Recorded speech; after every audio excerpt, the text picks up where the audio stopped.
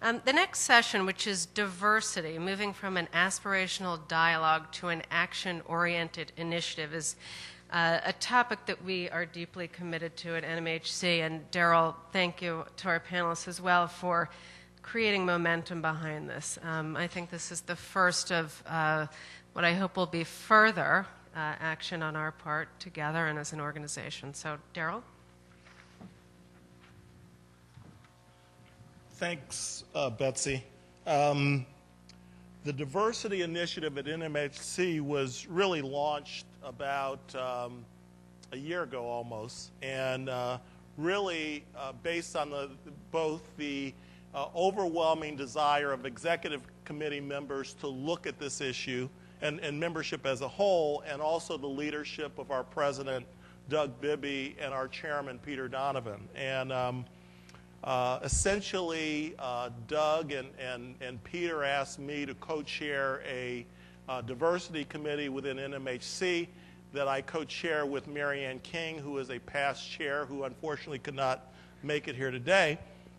And the one thing, it's been an interesting process. Number one, I will go through the names of members of the committee, starting with both Rick Campo and Julie Smith. But also Eric Bolton of Mid-America, Stan Harrelson of Pinnacle, John Williams of Carmel Partners, Sue Ansel of Gables, Michael Katz of Sterling Equities, Vince Toy of Wells Fargo, Connie Moore of BRE, David Nethercutt at EQR. And I would say that each of these individuals, when asked, and these are all very, very busy people, immediately responded, yes, I will participate. I believe this is an issue. And I'd also like to say that this panel, all of whom I will introduce in a second, but each of them, when called, immediately responded in a positive way. I've been involved in other diversity initiatives with other trade associations, and I have to say that the momentum that NMHC and this initiative has really taken off, and really the goal of the committee is, I mean, we started off with the premise that our industry does not look like our tenant base, investors as a whole, and so the goal of this committee is to look at what kind of best practices we can bring to the multifamily industry to make it look more like the rest of America. The one thing that in looking at this issue, and probably, again, I mean, I've been in this industry for 30 years. I mean, just as an aside, I started out at Continental Bank, and sitting right behind me was Peter Donovan, who was the current multifamily chair, NMHC chair. In front of me was David Nethercutt, who's the CEO of EQR. A couple of seats over from me was Mary Ann King, and another gentleman by the name of Albert Perez, who is now the president of McKinley.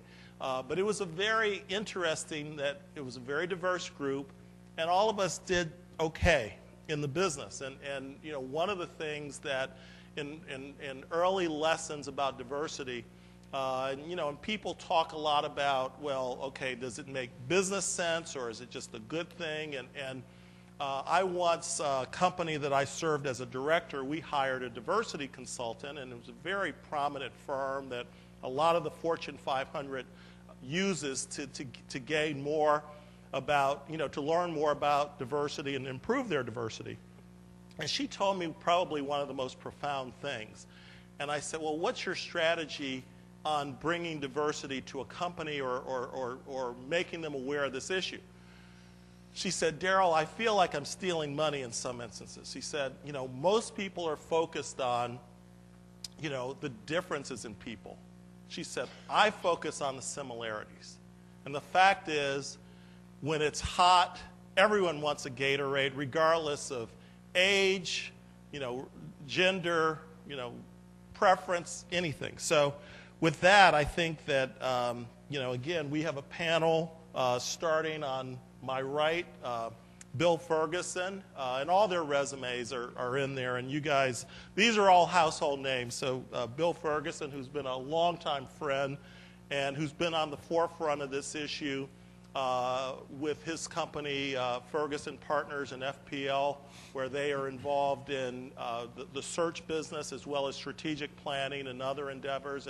And Bill, I can recall 10, 12 years ago, my former partner and I one day got in a room and said, why aren't there more people that look like us in the industry? And he looked at me and said, well, number one, there are very few that are 6'7", so that's one issue.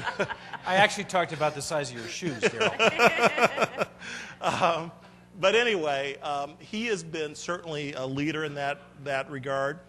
Julie Smith, who is the president of Bozzuto Management, who has been one of our enthusiastic members of the diversity committee and a leader in the multifamily industry. And then last but not least, Rick Campo, who is the chairman and CEO of Camden, but also he is here to do a few maintenance items in this room today. You know, he is a multidimensional person. But I'm going to start off and ask a question to Rick, and then I'm going to sit down, and you're going to hear more from the panel than me. But Rick, Camden was rated the 7th best place to work by Fortune magazine, and I think that's an incredible thing. Thank you. And so I did a little, digging into things, and these are some of the things I found out. Camden is 49% women, 46% minority.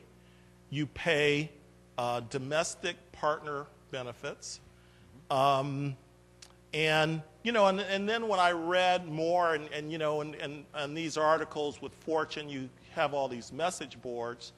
And then so I started reading many, employees that talked about their experience, very, very positive, and I rate 10 or 2, but, that happens. But more good people, and there had to be, I don't know how many, that the equivalent of Rick rocks.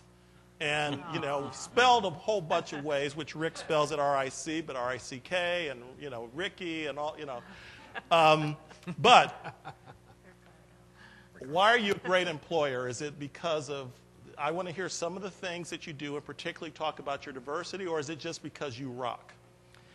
Well, thanks, Daryl. Rocking takes a long time, and it takes a lot of effort, okay? And when you get down to it, diversity is a huge part of it. There's no question about it. And when we talk about diversity, I think a lot of people will sort of bristle and go, well, yeah, that means I have to hire less quality employees, right? Which is not right. That's a fallacy. But the Fortune list for us was a sort of validation of our culture that we built over a number of years. And when you think about what creates a great culture and a great place to work, it's really about trust, and the trust between the employees and the employer. And the trust is driven by sort of a few dimensions. One is credibility, respect, and fairness. And then that leads to a couple other dimensions, which are pride and camaraderie when you get down to it. So when you think about credibility, what is credibility? You can think about these terms, but what credibility does, and what we do at Camden is, credibility is about communicating effectively to your people, giving them the information about what the plan is, and having them be true partners in your organization, and also being credible in the conversation, because that's fundamentally do what you say. If you don't do what you say, then you blow credibility big time. You communicate in a lot of different ways. This is a major communication that I use. I have 5 or 6 different versions of this shirt. I wear it every time I address my troops. Today I toured properties in the morning, and and everybody knows who I am because I have my name here. Okay, so with that said, and we picked up cigarette butts and a bunch of stuff here and there, and even though they shouldn't have been there, but they were warm, so they were new. But this is major nonverbal communication. It shows that I respect and have pride in my people that serve our customer every single day. And that comes out, and you get a long-term value proposition from that. The respect side of the equation is respecting diversity. It's respecting individuality. It's respecting the employees from the perspective of life-work balance, the idea of giving partner insurance, things like that. That's respect. And then when you think about fairness, fairness is about providing the work tools and the environment for the people to succeed and to share the economic success or tension equitably through the group, which means that you have hiring practices where everybody gets a fair shot. You have educational programs that allow them to move up in the organizations and what have you, and we do all those things. So when you get down to it, that creates a workforce that's diverse, that's very, very motivated, that's very focused. Now, the Fortune list, not to spend a huge amount of time on this, but it's 2/3 of the scoring is blind employee surveys, and 1/3 is you put all your information that you got from the website, your diversity, things like that, your benefits and all. And the interesting part of it is that so you can put a pretty good resume together on that 1/3, but if your employees don't believe that it's 60 questions, and if they don't believe it's a great place to work, then you're toast. You're not going to get on the list. So with that said, there are 2 questions that we look at that just blow me away. One is the question is my work has special meaning. This is not just a job. Okay, now in the 100 companies, the average score is 86% of the people say that. At Camden, 94% of the people say that. And the reason they say that is because we communicate effectively every day that number one, what we do in our job is we take care of people's homes. And the home is such a precious place for people that if we screw that up and they have a problem at Christmas dinner or at Thanksgiving or at a special event and they have a problem with their home, then it's a problem. And that's a big thing. The second big issue or big question was, given everything taken into account, is this a great place to work? Fortune's list, 90% of the people say yes. Camden had 96% of the people said yes. And again, this is all about creating a fabric through diversity, through communication, respect, and all those things that we all want to think about as a company. Now, what happens, however, is people talk a lot, and then they do things to destroy that. So like during the downturn, we had a downturn. Did y'all know that? Unfortunately, I started the downturn in my first year as chairman of NMHC in 2008. But with all that said, you saw a lot of people do things during the downturn that were not respectful or were not equally, did not create equity within the corporation, within the company. The person that took the highest percentage pay cut was me, 60% cut. I didn't cut any on-site salaries or any on-site bonuses, and all the VPs, from top VP to middle VP to director, all took cuts as well, but in smaller amounts. And we didn't cut 401k plans. We didn't cut employee stock purchase plans. We didn't do anything that would be negatively construed by our teams. And then the other big thing I think we did was we, and this is in the time, at the time where our stock price went from $80 a share to $16. Everybody was worried about us going bankrupt. We laid off 150 people. We stopped a $1 billion construction pipeline, filled holes into the ground that were not out of the ground yet because it was prudent to do. And at the same time, we went from number 41 on the Fortune list to number 10, and then to number 7. With all that pain, because the pain was measured, it was communicated effectively, and it was taken by the top people the worst.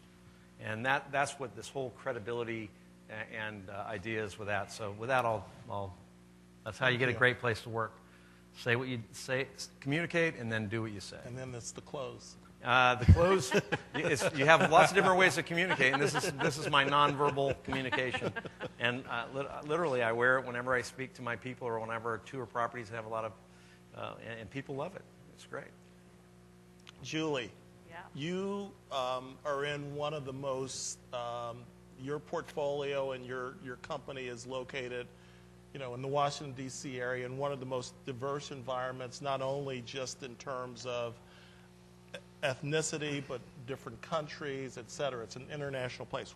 What do you do to train your team on dealing with diversity within your communities?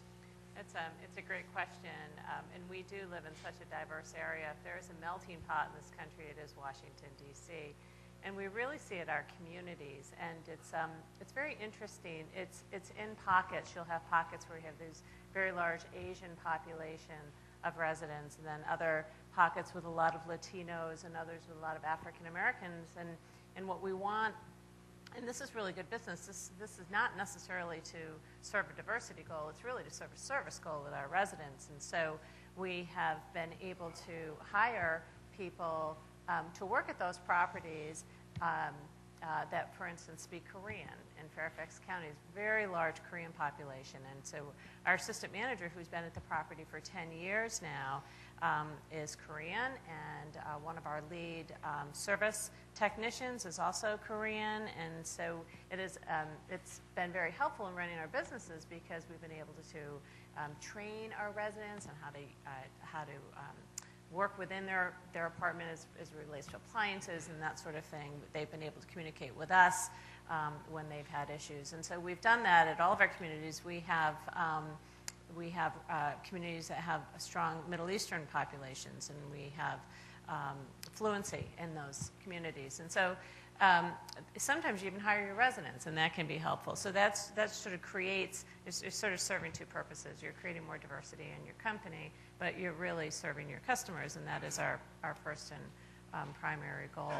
So that's been helpful. One of the other things that we do at Bozzuto is we have a very strong referral program, an employee referral program, and we have a very diverse population. When I looked at our current statistics to see how we broke down from an employee perspective, and 58% of our employees are minorities, which was sort of surprising to me, but those are the numbers. And that may be because we have such a strong employee referral program. And this is something that we did back before the bad times. There were good times. So you have to remember, after these good times, there are going to be bad times again. But during the good times, when you couldn't hire, we had something like less than 2% unemployment in Washington, and we couldn't get anyone interested in working in the apartment business. And so we said, well, our best hope is our current employees who were happy. We had high retention rates. And so we told them, I believe our referral program is something like $1,000 or $1,500 per an employee. We pay a third of that when they start, and then we pay 2/3 of it on their 1-year anniversary. And that's been a very successful program, and we've continued it even during these sort of higher periods of unemployment when we didn't necessarily need to do that. It was bringing such quality people into the organization, we decided to just go with it. And that created more diversity because our South American employees were bringing their cousins and their brothers and their sisters in. We also embrace nepotism. We're a family organization, so we have everyone's kids and cousins and uncles, and you just can't work with a family member. That's the only rule. Even Tom Bozzuto's son, works for somebody else in the organization. So that sort of continued to bring more diversity into our company, which was great for the guys from Sierra Leone. I have several employees from Sierra Leone. It's a war-torn country. They're just so happy to be in this country, in a company that's taking care of them, where they really see a future. And they were bringing their very best referrals into the organization. Our business is, and I don't need to tell you this, you're all HR professionals, but we grow people. We start people we often will take unskilled labor and turn them into skilled labor. We start leasing consultants and then turn them into property managers, then regional managers. So we are really a sort of homegrown industry. And by bringing in people from all over the world who are just, reaching for this American dream of working for a company that will take care of them, we win at the end of the day. And so we've found that just those few things have been really effective. And we did one other thing a couple of years ago that people are still talking about. We, like Camden, have these big events every year, big annual awards events. And we invite every single employee in the company. We have the ability to do that because we're geographically very central. And we have about 900 employees in total. And I sent an email out to the field, and I said, I want to know every country that's represented in our company. Every country. And so, of course, I got lots of emails back, and we found that we had employees from 53 different countries. And so we dedicated our event to a celebration of culture. And it was during one of the Olympics. And so we bought a flag for every single country that was represented. We had it in downtown D.C. We've had every flag represented. And then we encouraged people to wear, if they were Indian, if they wanted to wear saris or to wear anything from their country that would be something that they might wear to a big event. And then, this got a little hokey, but they loved it. So then we, during the opening, we played the Olympic theme, and we listed all the companies, and we showed the flags on a big screen, and everyone got to stand up. And it was very powerful and very moving, and people were so proud to represent their country in their new home. And people are still talking about that now, and I noticed even at this year's event, some of our employees from these countries still wear their saris to their events because they feel like we are embracing their culture, and I think that just, again, builds and is good for our industry. I hope you don't give that idea to Rick. I wouldn't want to see you. Well, I have been Dolly Parton in 4-inch heels and full drag. That's a bad And I actually, I heard about that back in Washington. Yeah, I did hear about that. Okay, we're going to move. We don't want to be that diverse. Mr. Ferguson. Increasingly, and you certainly interface with the senior management boards of both public companies and very large private and smaller companies like ours. You are the foremost person in the talent part of this business. What are you seeing relative to when you talk to boards and CEOs regarding senior level positions and their desires regarding diversity, and maybe look at that today and maybe over the last 10 or 12 years? I mean, what trends are you seeing? Is it something that's being talked about at that level? I guess a couple observations. First of all, if you look at the real estate industry, which obviously the apartment community is part of, to say we're backward relative to the issue of diversity, I think is being kind. If I had $1 for every time I went in front of a client who said, I'd love a diversity candidate, but I can't afford to compromise, I probably wouldn't be up here today, to be honest with you. But that's a little bit about the relative to the backdrop, I think, that we're all dealing with today. And Daryl's point, when Quentin and Daryl and I had lunch, this is kind of an ongoing agenda item for me personally and for the firm. I would echo Rick's comments. It's all about a lot of hard work and focus. There are plenty of good diversity candidates out there at the board level. We just finished the search for General Growth. We put their new CEO in, a guy by the name of Sandeep Mathrani. Well, Sandeep is first generation from India. Okay, that's pretty neat. I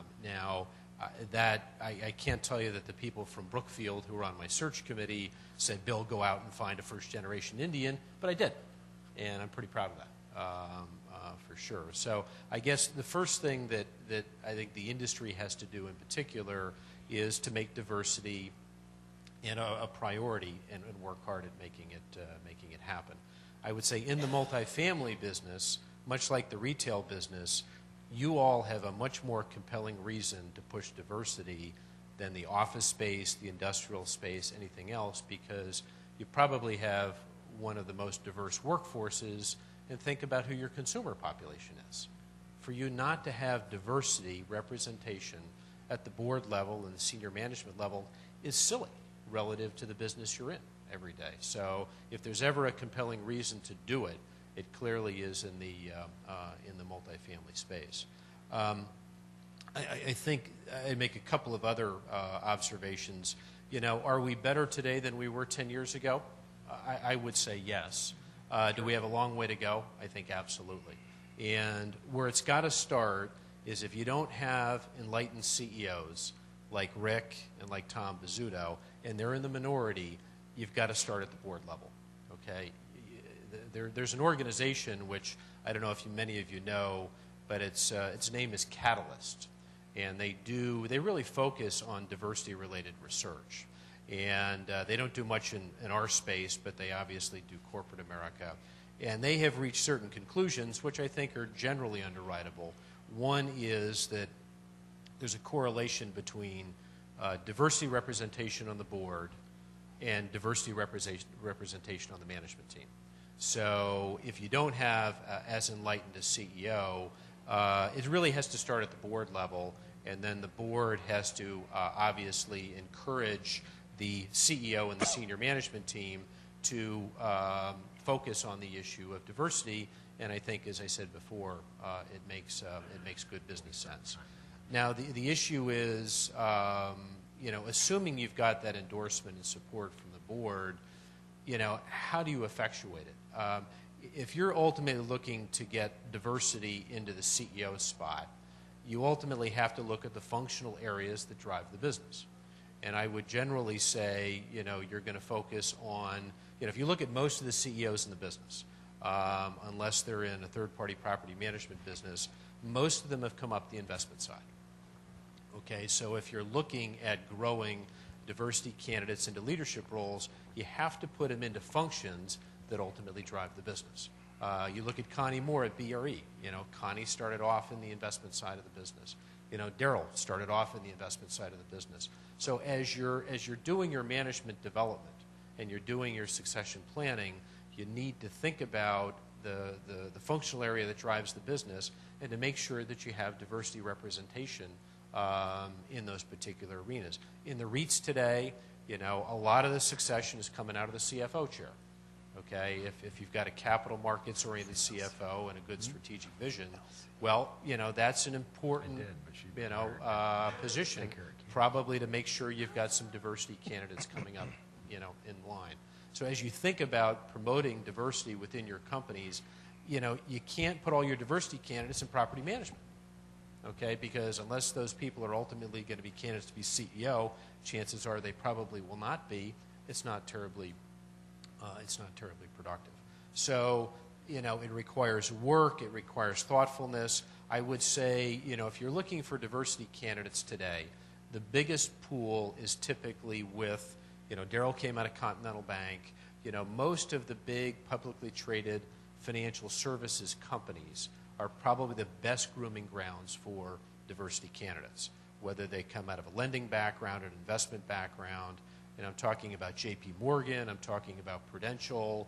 They have great talent. They're good investment people. So as you're thinking about bringing talent in from the outside, focus on those organizations which historically have done it across all their businesses, including real estate. So just a couple of things to think about. But at the end of the day, it is all about focus. I just finished a board search for Campo. Okay, my directive from the board was to find a woman who had run a retailing business and basically retired and wasn't in any board positions where she conflicted with her tenants. Okay, there is a mandate, okay? And unless you're that specific, you make it a priority and you do it, it doesn't happen. Okay? Well, it's interesting when you talk about within boards, and I remember being on a board, and just to pass on a little story, that was the CEO was very committed to diversity. In fact, and Bill, you may recall this, and this was, I can say it because the company's not in business. Well, it was sold to another company. Was Catalyst Development, and Nelson Rising, who was our CEO, was a absolute big supporter of diversity. And actually, if you recall, you helped design a compensation plan. And this would have been 1995 or 6, that there was a piece of every senior direct report to Nelson that diversity was about 15% of their compensation. Now, very interesting reactions across the management team. One of my favorite executives, who he will be unnamed, who ran a significant part of the business, and who came out of a particular organization, which I won't mention, who was one of the EVPs. He had 6 direct reports that all, he's a white male. There were 7 white males, all from that particular company. It could not be any less diverse. And basically, he decided that, he understood it, and I was a big proponent on the board. And he came to me and he said, you know what? He said, I made $2 million. I figure I'm putting it was 15%. I'm putting $30,000 back in the kitty because I didn't meet it, but I'm not going to meet it. And it was not that he was malicious about it, but he just made the decision that I'm driving the numbers with the guys that I can get to do that. And that was a very difficult thing because, very talented guy, and obviously Nelson did not like that strategy.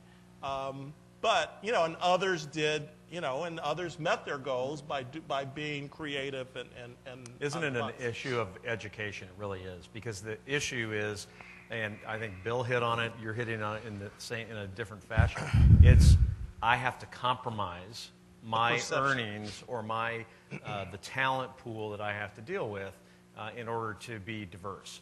And part of the objective of us sitting up here in the whole diversity committee is to try to dispel that.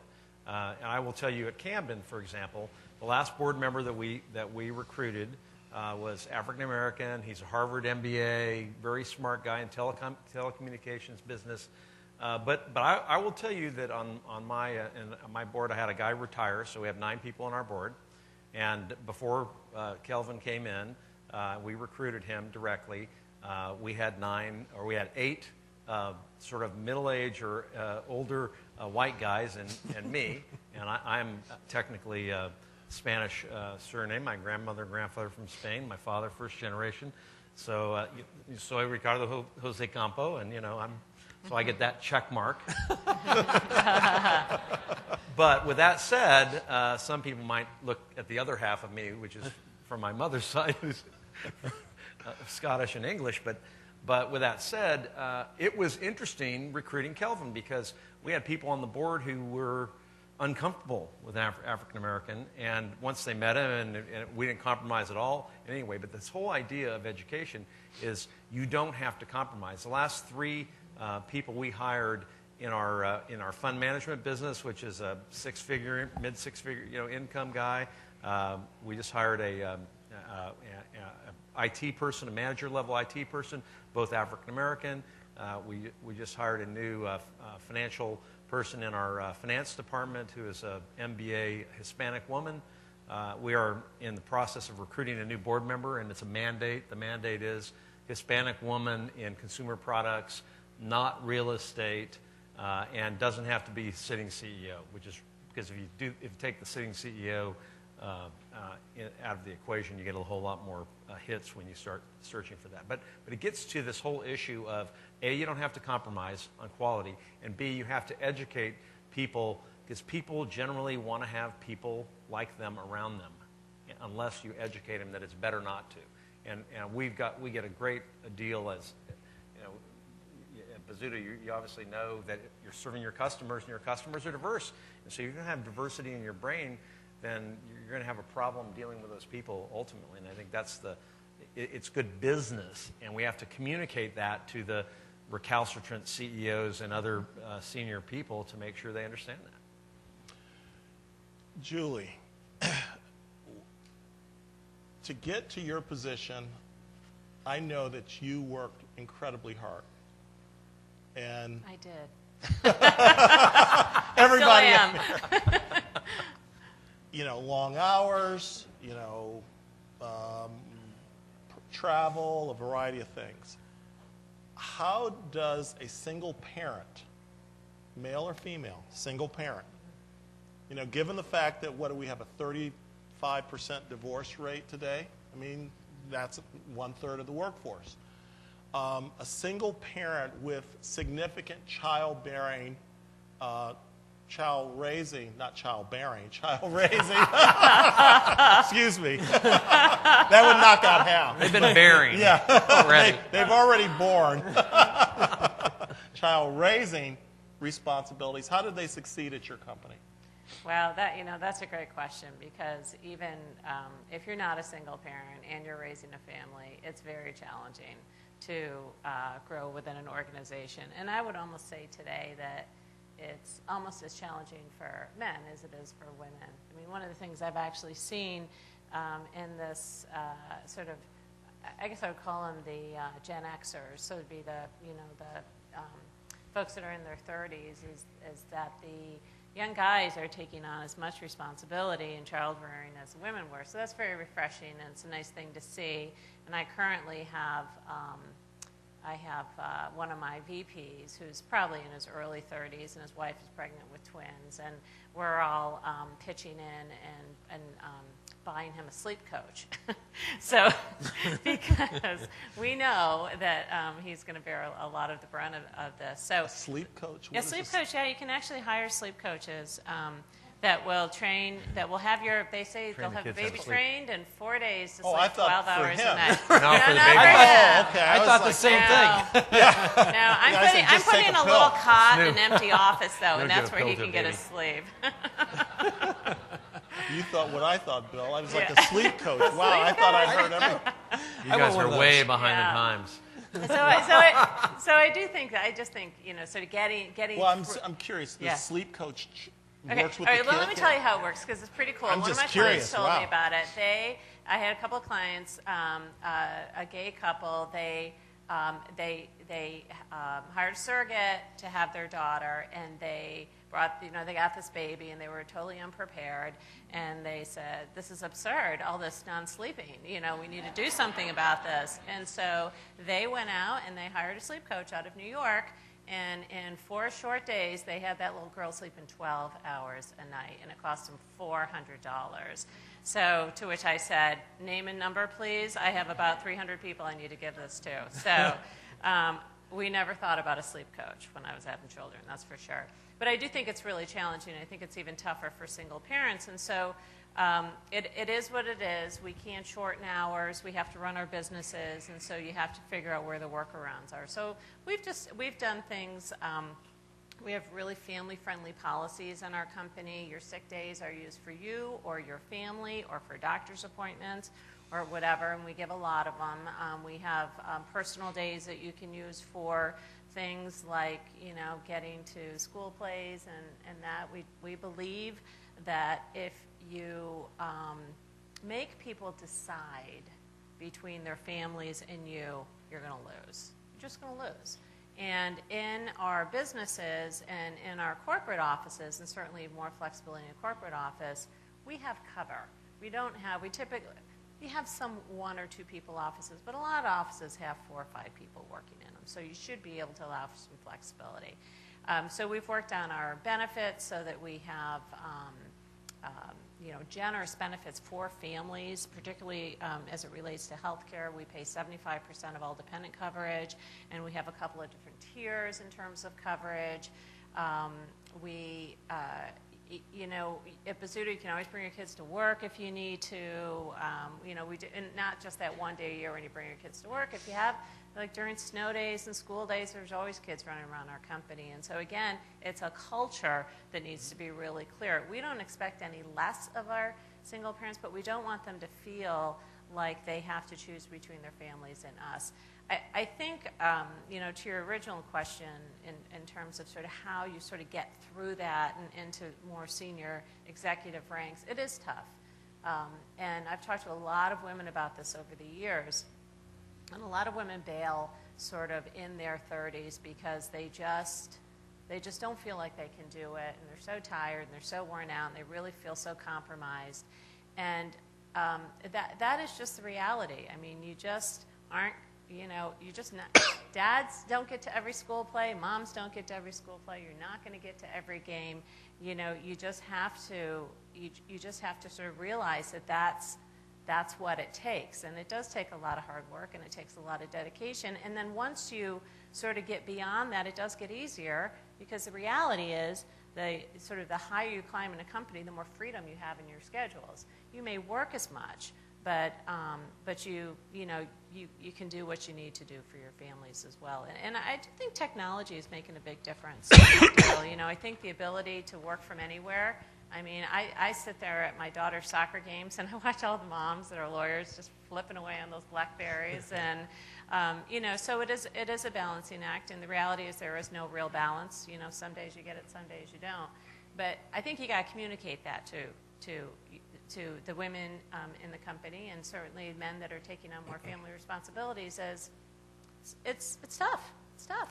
It's worth it. It's really tough, but on the company to a certain extent as well. When you start thinking about the discussion you just had about women wanting to bail in their 30s or late 30s, early 40s, because as a company we're investing a lot of capital and a lot of talent and a lot of education and what have you. And I will tell you, over my 25 years in this business, I've lost a lot of women that have bailed, that have been C-level capable women that have either made enough money with Camden or our deals that they decided that they were going to go do their deal somewhere else where they didn't have to do a deal on the day before Thanksgiving when they had 10 people come in over their house and they were cooking a turkey and we were closing a $55 million land deal. It had to be closed that day.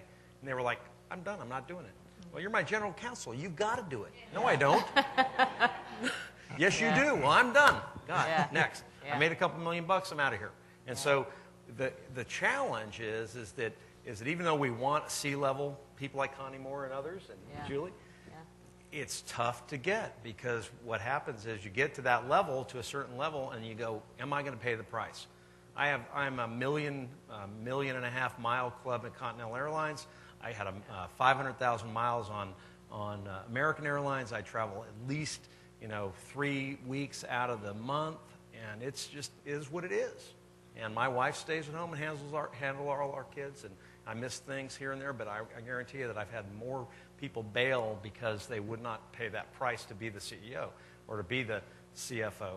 And I've had 2 CFOs bail because of those kind of issues, general counsels, and it's just one of those. We want to have more diversity gender-wise in the C-level, but it's hard. Yeah, and I do think, and I actually agree with Rick, because when you talk about sort of glass ceiling issues, I mean, the glass ceiling has been shattered. I mean, come on. Look, we had Condoleezza Rice. We've got Hillary Clinton. She's one of the most powerful women in the world right now. There are still a lot of old boys clubs out there, but there are plenty of careers where women can be incredibly successful. Just look at medical school today. Look at the doctors. They're all female. And if you think, trying to balance a family with a 100-hour work week is tough, so. But at the end of the day, I think you have to get, and I've had this conversation with so many women over the years in my office, what do you really want at the end of the day? Because you have to, there's always sacrifice. If you're going to stay home, you're sacrificing an income, and you're going to sacrifice some, probably, you might go out of your mind raising your children at home. You're going to miss sort of the, the intellectual stimulation. So you really, at the end of the day, have to say, what do you want? And it's okay. I mean, women sort of torture themselves into thinking that they have to bake cupcakes when they can actually go to the grocery store and buy them, and the kids don't really care, So I think that, women are sort of part of the problem in terms of, not sort of sitting back. And I mean, guys don't worry about baking cupcakes for kids for school. And the reality is the kids don't really care as long as there's something sweet to eat. And so I think that just that kind of casual conversation in mentorship programs with women are really important. Successful women need to mentor young women. I mean, that's, at the end of the day, it's those, come on, I'm going to take you out to lunch and talk you off the ledge. You're not going to give this up. You spent 15 years getting yourself to where you are. Don't give up now. I mean, that is going to be really important, I think, for continuing to get women into business. Bill, I'm curious, how much does home life and family life, how much is that an issue these days in the search business, particularly when, placing that CFO, CEO, COO? How much does it come up in terms of the culture of the company that they're considering? Well, I think, Daryl, by the time those people are kind of at those points in their career, they've made the decision, to do whatever they need to do. I mean, my wife made the decision very early on that buying cupcakes was fine. And she was cool with it. She's free. Yeah, Yeah. and we got a pretty good partnership relative to what I do and what she does. And Doug knows her. We all worked together at the same company at one point in time. But I think when you're getting to those leadership levels, you basically have to be prepared, to turn it on. I think what I try to coach clients on, at the end of the day, it really comes from people like Rick and Julie and Tom. There's got to be trust and there's got to be faith that at the end of the day, wherever the person is, if they're working from home or they're on vacation, whatever, if the job needs to get done, it's going to get done.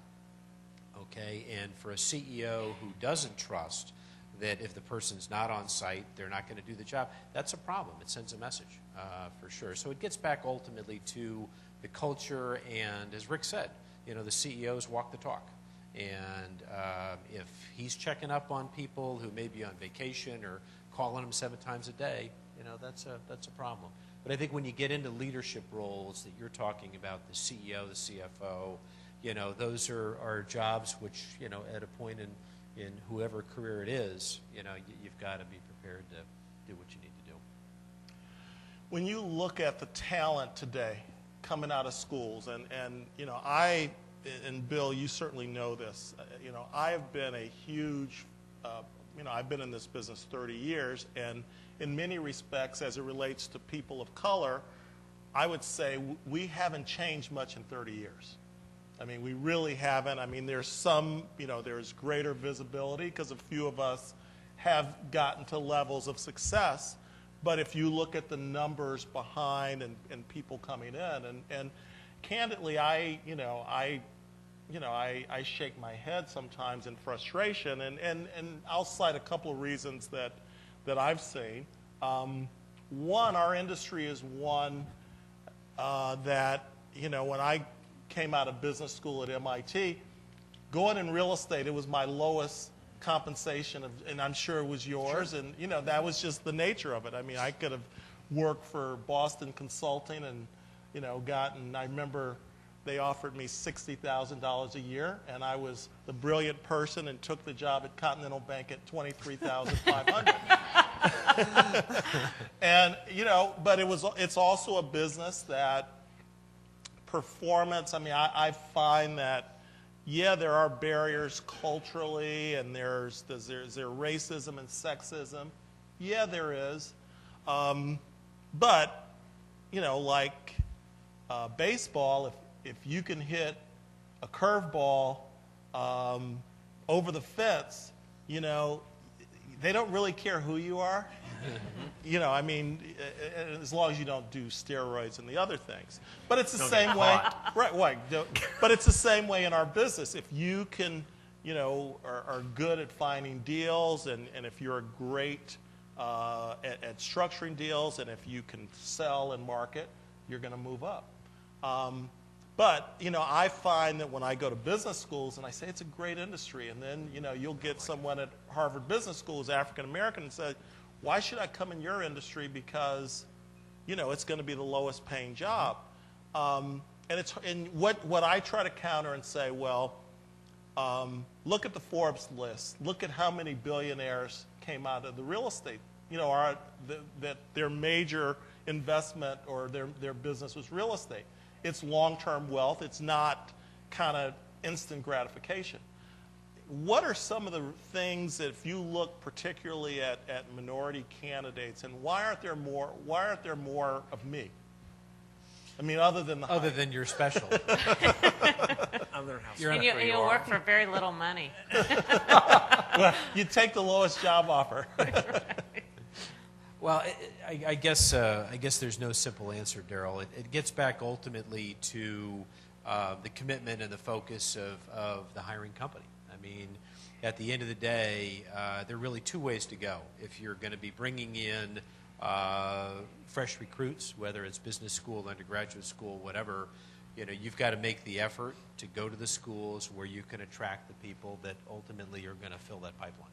Okay, and you can't go to Harvard and Yale and wherever it is. You've got to go to those schools that are really developing the kind of talent that you want to find. So first of all, like Rick said earlier, it all gets back to to effort and focus. If you're recruiting at the mid-levels, you've got to go to the institutions, as I said, which historically have developed. You know, it's the continental banks and on and on. You've got to go to those places which have a much more diverse workforce, and at the end of the day, are going to have the kind of talent that you want. But you know, the bottom line is that there's no simple solution. You know, you just have to focus and make the effort and go to the places where they're going to have the talent pool that you're going to be able to successfully recruit. You know, I just hired an analyst and a sustainability project manager, and I actually hired a guy out of MIT. He was out of their MIT real estate graduate program, so they have like an urban studies program, a city planning program, and he is an Indonesian guy. So, but he was the best candidate for the job. I could have hired. You know, basically what happened was we were hiring a development associate, and out of all of these real estate programs, all the schools have masters in real estate now, and they must be a moneymaker for the universities because there are tons of them. I think every school in the Washington region has a master's in real estate development, and so they all want to be developers. And guess what? There's like 4 jobs across the country right now. So, there's more but they're all yeah, in the apartment business. Right. So we were hiring one. We stopped after we got the first 200 resumes, and they were all so unbelievably talented. So I needed an analyst and I needed a sustainability project manager, and I went to Bozzuto and I said, "Give me your leftovers." So he gave me his leftovers, and I just couldn't even decide. I was like a kid in a candy store. So I hired the guy from MIT, and then the sustainability manager came out of a Harvard urban planning program and has had a couple of years under his belt working in sustainability, and he's an Asian guy. So, and it just happened to be the best role. But I've been teaching at Maryland in their master's in real estate program for the last couple of years, and it is so diverse culturally in terms of who's in that program.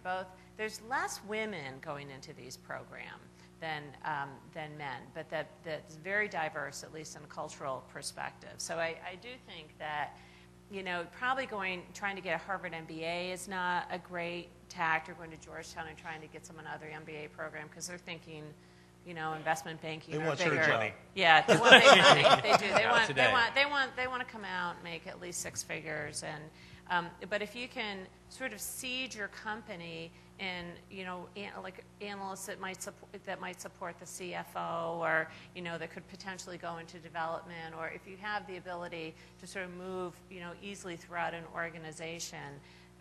In these Masters in Real Estate program, these kids are smart and they're all working. Most of them have full-time jobs in addition to the programs. Hopkins has a really good one.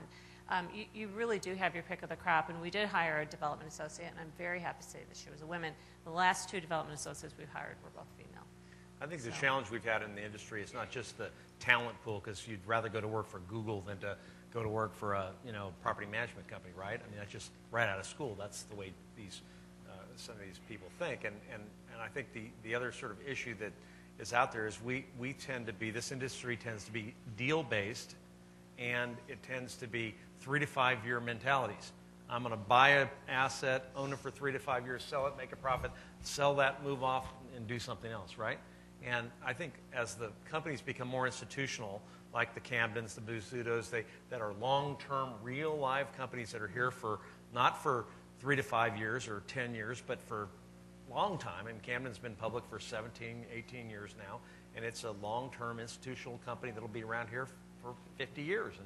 And as our industry matures through more long-term institutional ownership and less fragmentation and less sort of deal mentality of buying and selling, then I think that we'll be able to attract the talent from a more diverse talent pool.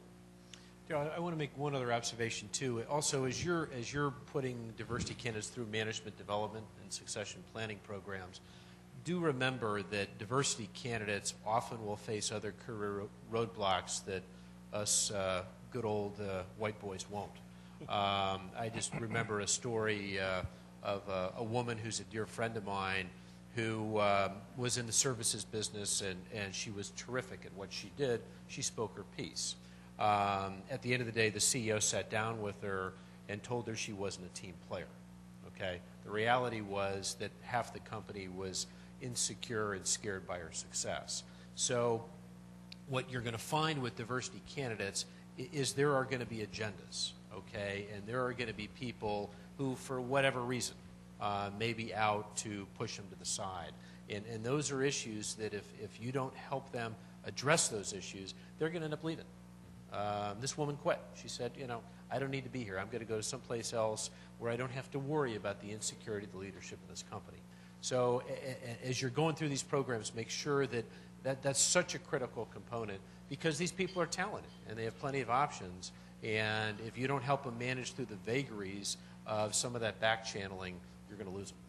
Well, I think it's indicative of, you know, I look at my career and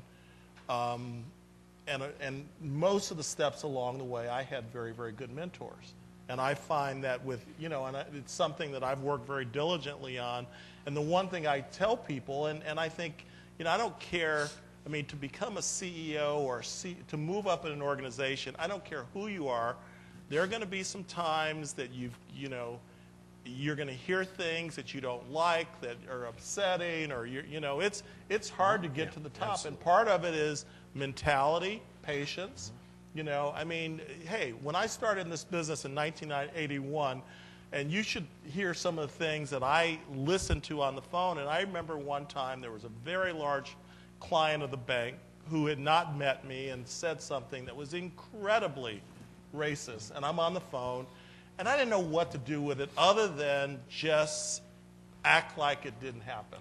And then, of course, when, you know, 2 weeks later he met me, and he came up to my waist. You know, it was a good laugh. Did you whip his butt? No, I didn't say anything. But everybody and all my bosses said, God, what was wrong with him? And then finally I just had to fess up, and I said, well, let me tell you what happened. Yeah. And I will never forget, you know, my first boss and mentor, who I know you know, Jim Harper. Jim pulled me aside and he said, Daryl, he said, I have two things to tell you. He said, the first thing is, unfortunately, this will likely happen again in your career. So number one, I'm sorry, but it's likely to happen again. He said, but number two, if you handle that situation with the dignity and class that you handled it, you're going to be very successful. It's about education, not just the people trying to create diversity, but the people trying to be part of the diversity, right? And let me give you a quick story about a controller I hired once. First female accounting person. This is a long time ago, but I took this young lady, Angie Westergren. I'll never forget her name because I still know her today. And Angie was one of the classic sort of, she hit her ceiling and decided she didn't want to work as much as she needed to work when she was the CFO pre-IPO Camden, and went off and did something else. So I brought Angie, who was a Texas A&M graduate, and she could turn the air blue with her language. Okay, she could. So I took her into this construction meeting. This is this whole same kind of idea, but and these construction guys, good old boy redneck construction guys, they were totally stressed out beyond belief that this young lady was in that meeting, and they didn't speak very, you know, freely or anything. After the meeting, this guy comes up to me and says, I can't do my job if she's here. I was like, well, why? He goes, well, I can't say the F word. I said, are you kidding me? I said, Angie, come over here. So, you know, so she let it rip, and then they became good friends ultimately. But that part of the equation is what's really hard about this whole diversity issue, because people who are not comfortable with diversity and they believe that they're sacrificing talent, or they're going to get sued because they're black, or they're this or that, and they don't get a promotion or something like that. That's just old school wrong. And what happens, and the problem you have, is to try to get that education over. Like, I'll give you another example which really hurt my head that happened in the last couple of months, where I had this very, very progressive, interesting, good friend who said, you know, and I'll just paraphrase what he said, you know, I don't even think of Daryl as black anymore. What a good guy. But, you know, Daryl, I mean, that's my point. My point is education, and you don't have to sacrifice. He could do a good job. But Daryl, to your point on Jim Harper, the message that he sent you was probably more powerful. More Oh, yeah. powerful. Because he didn't know. And, Right. and that's what I'm talking about. Right. For Jim Harper to take you aside and say, Daryl, you know, this is how I feel about that. I mean, Right. that says Yeah. Oh, it made Yeah. a huge difference Volumes. to me. I mean, Of that volumes, my absolutely. career could have gone either way Right. without that Right. encouragement. Yeah, Right. absolutely. Well, and you know, and to that end, I've been very fortunate to have Tom Bozzuto as my mentor for years. And I remember at one point I had 2 babies at home, and it was one of those days I came into work on like an hour and a half of sleep, and I just was feeling really wrecked. And he came in, and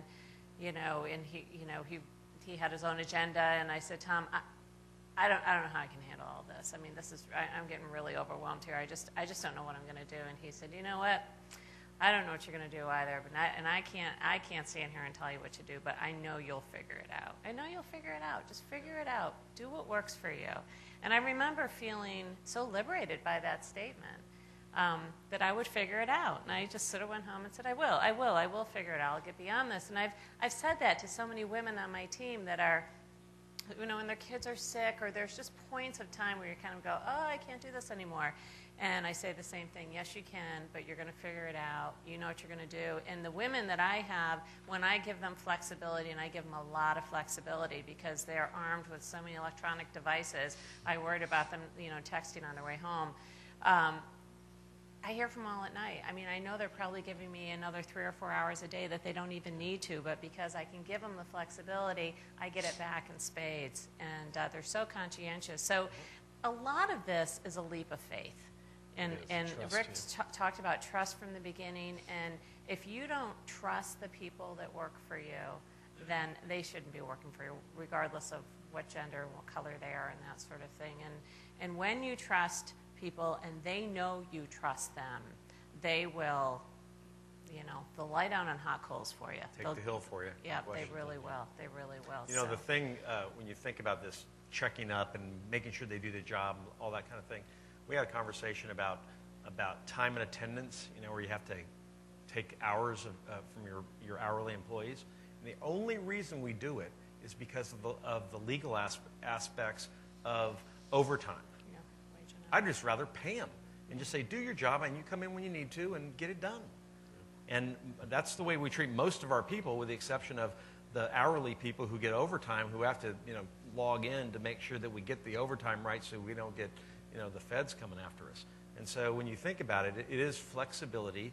It's providing flexibility to people, not only women, but other, any kind of diverse situation, giving them the flexibility to adapt, and then letting them do their job. And hopefully you find people that want to do that. Yeah. And figure it out. And other people maybe won't figure it out. And then you have to move on and get someone who will. But it just takes a different mindset. And if you think about the fact that 10 years ago, I don't even know when we got our first BlackBerries. We're all on probably our 5th version of them. But, I mean, the reality, you really can sort of work from anywhere, and people do work from everywhere. And so, a lot of sort of real senior leadership in companies, they have to change their mindset. And it's a challenging thing for you to go in and tell your CEO, you got to change the way you think. That's sort of a risky thing to do, But maybe, you're a great conduit for this information because you're running your HR groups and figuring out a way to enlighten the unenlightened, through articles or through success stories, or look at Camden's on Fortune 100. What are they doing? Wow, wouldn't we love to be on there? I mean, the most exciting thing about Camden for 3 years in a row being on 4? You're like the Container Store. Yeah. And the Container Store is a really interesting one to look at as well. They have so many family-friendly policies and great part-time programs and that sort of thing. But the great thing about Camden being on for so many years now is that it legitimizes our industry. We can look at Camden and say, wow, there's a company that's on the Fortune 100 list, and this is a real business that you're getting into today. So I think it's very exciting, and more of us should be trying to do that even through our, sort of local business journals or nationally, like Rick has done. I just got to ask one question about what I saw in the Fortune thing. You have a benefit where an employee can go on vacation and stay in one of your furnished apartments Absolutely. for $20 a night. That's correct. Okay. I looked also, Four Seasons is on the list, and they let their employees stay for free. So does that mean that since you charge them, your places Where are were better they? than Where were Four- they on the list? I'm not sure who. I think the idea of charging was just to get them bought into making sure that they clean it before they leave. Yeah, there you go. You got to pay for incidentals at the Yeah, Four but it's Seasons. a Right. great, There you go. it's The mini actually a bar. great benefit because people go to, and keep in mind we have properties in Las Vegas and Southern California, and the one in Dallas actually is booked all the time. You can't ever get into that apartment. People come to Dallas, they like to come to Dallas. So it's just a benefit, and people love it. Why don't we take a few questions from the audience?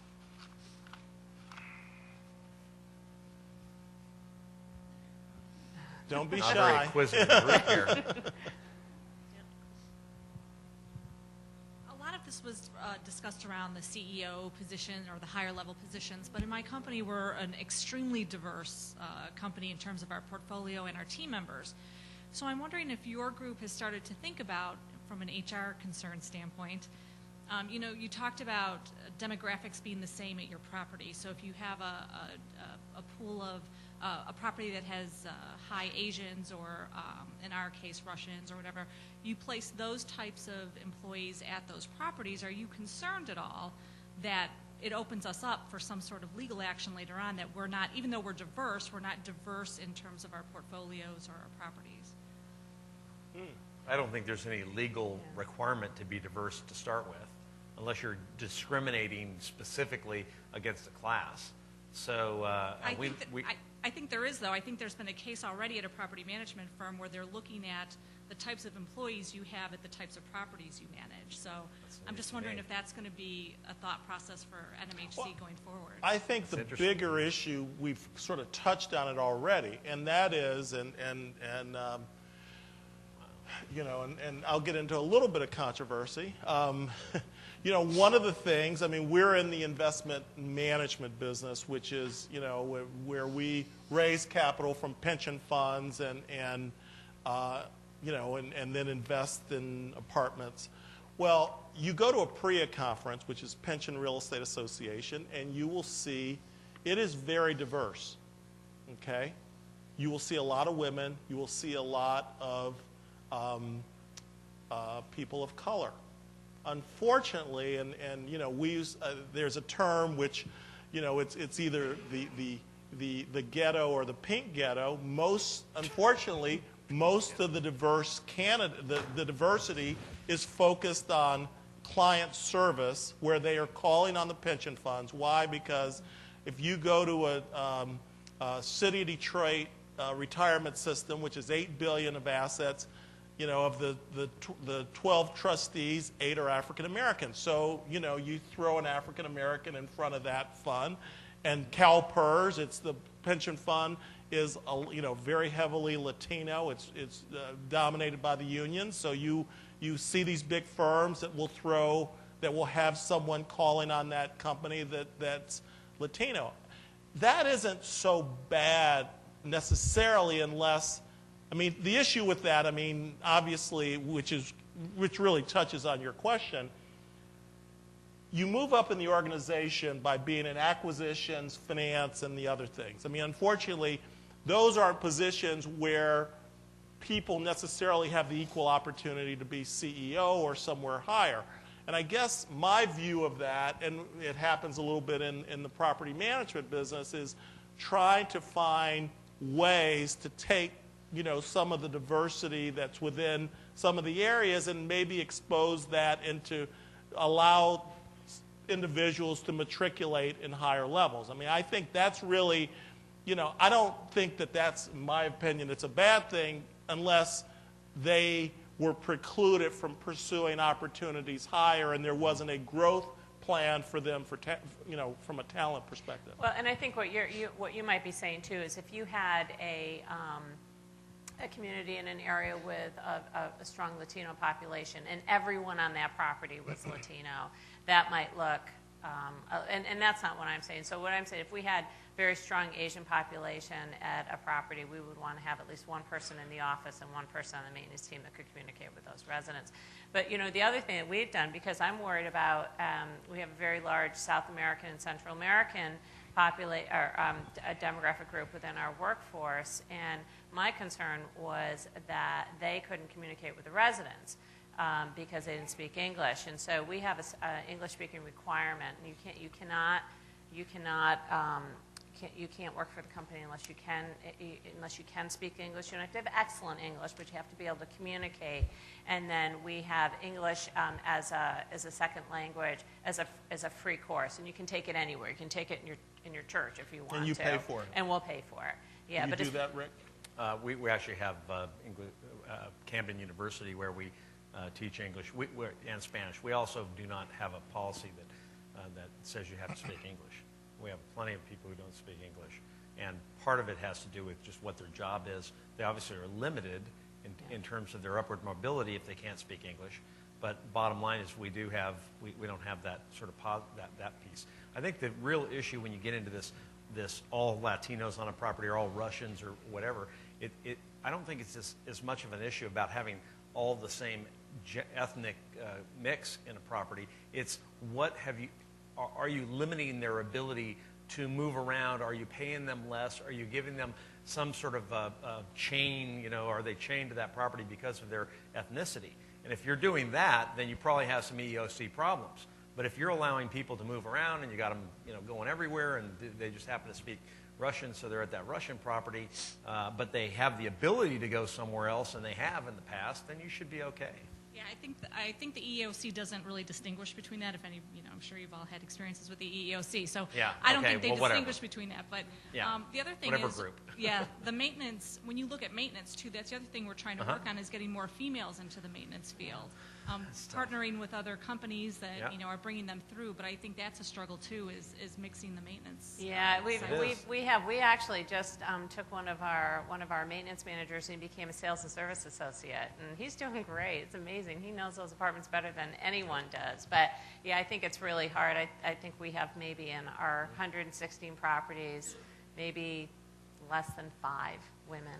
This property I just came from today, Farmers Market, which is right down here, it's 904 units, big old property. We have 22 staff members, and I met with the maintenance staff earlier, and we had an African-American maintenance tech woman on this site, which is really cool. Mm-hmm. And that maintenance group was so diverse, it was amazing. I think there were 4 African-Americans,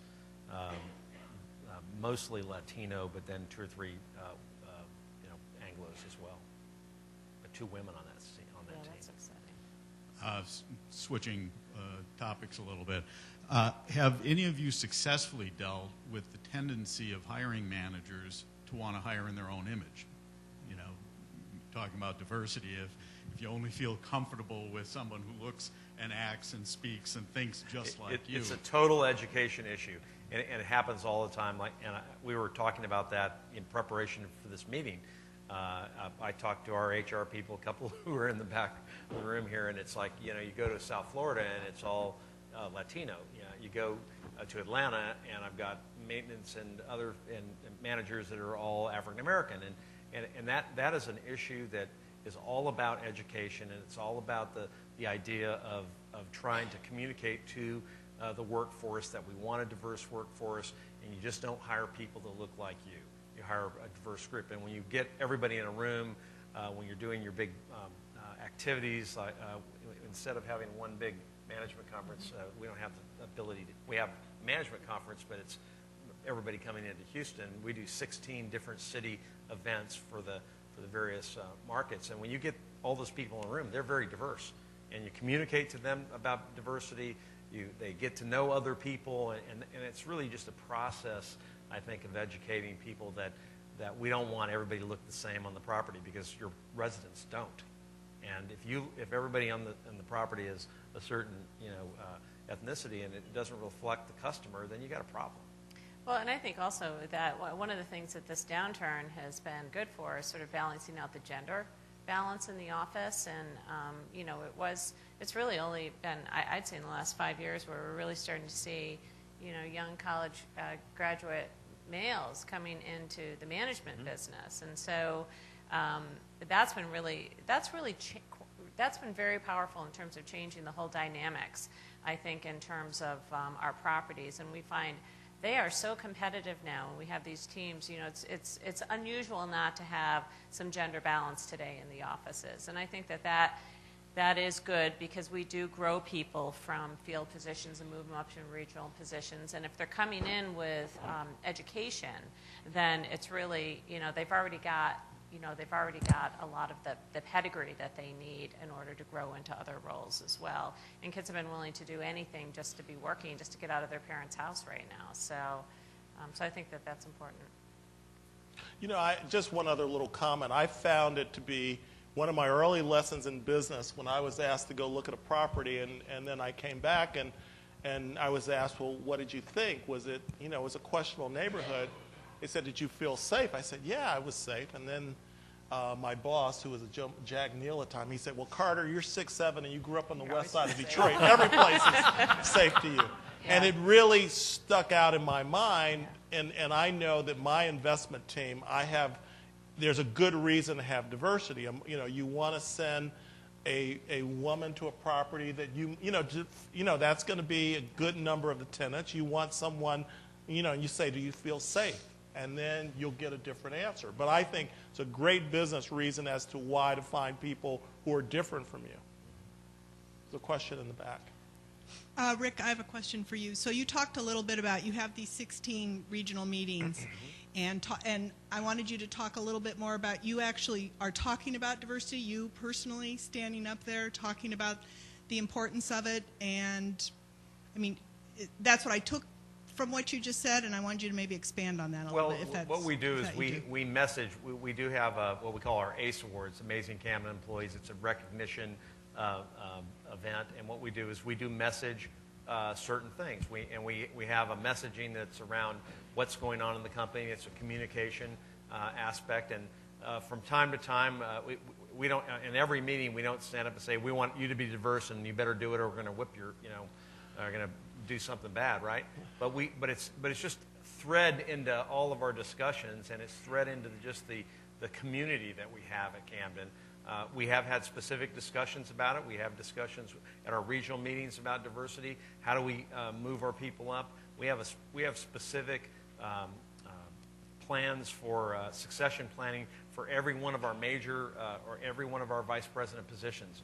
Who's the next in command? How are we going to get them moved up? And we talk about diversity in that, absolutely. So you do have to, it has to start first at the sort of the C level and the senior vice president level, and everybody has to have a commitment that you're going to try to do that. Now, I will tell you that we do have some folks that we're working on that are well, I got to compromise and I don't want to compromise. And so it's a journey and an ongoing process that you have to continue to do.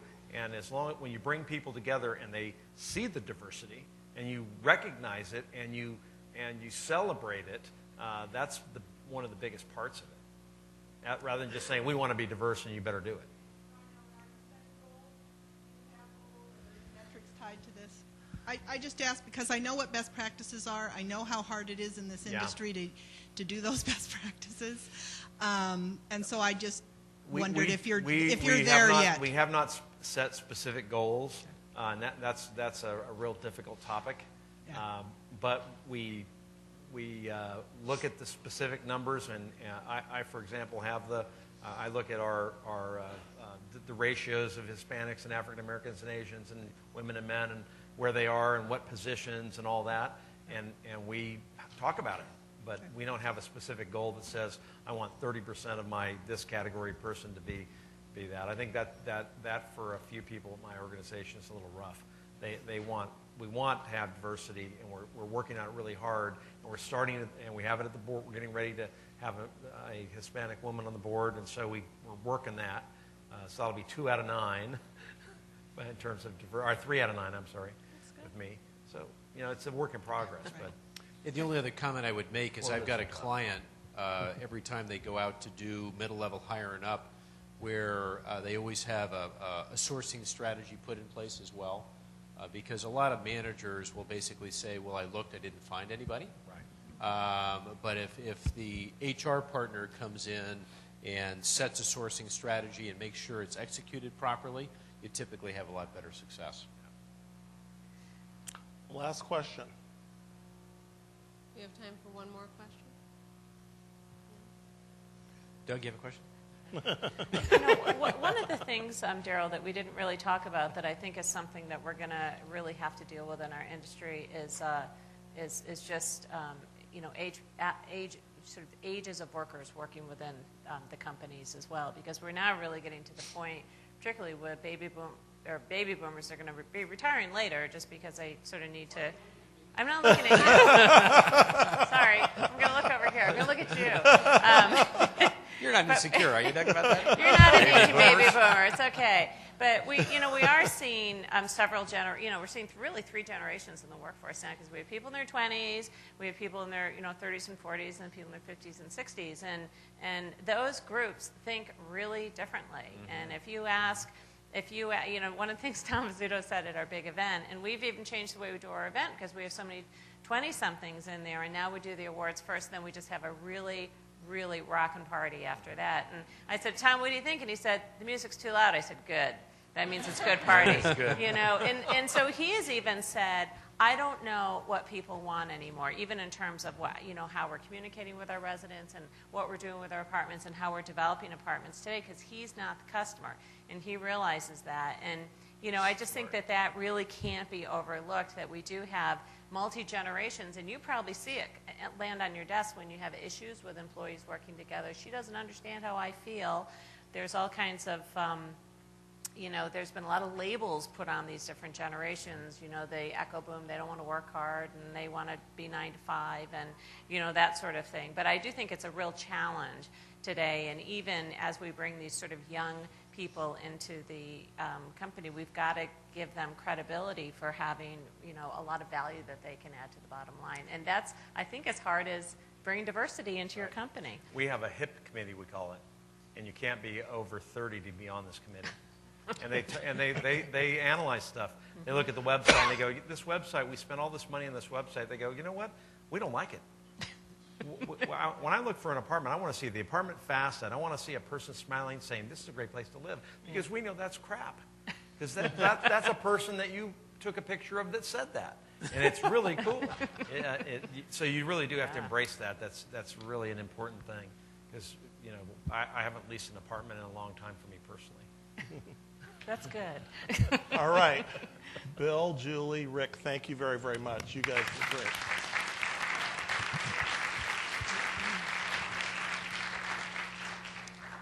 Daryl, thank you. Bill, Julie, and Rick as well. That was a great discussion. Thank you for your thoughtful comments and your candid remarks.